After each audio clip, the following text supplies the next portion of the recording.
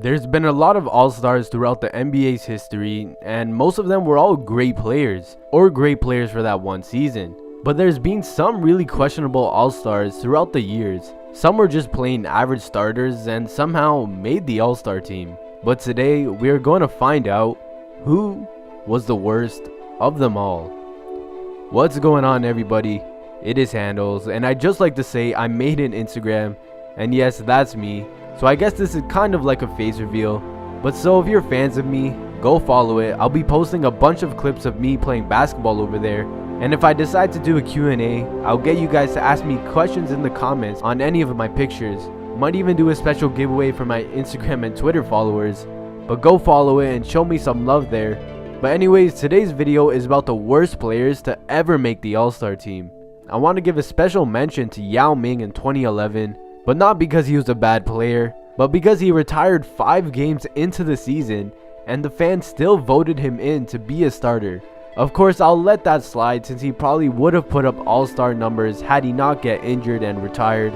But anyways, at number 3 is Jamaal Magloire. He was voted in by the coaches and was putting up 13.6 points and 10.3 rebounds per game.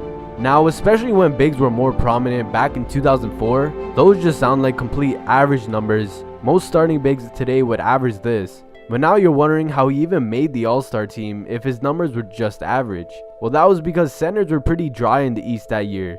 The West had Dirk, Shaq, Garnett, and Duncan, while the East had Ben Wallace, Jermaine O'Neal, and Jamaal Magloire. Yeah, with that much lack of talent in the East, Magloire was just ended up given an all-star spot, and this was his only all-star year. For number 2 is BJ Armstrong, and this one really gets me. While the numbers were complete average, he somehow got the fans to vote him in to be a starter in the all-star game.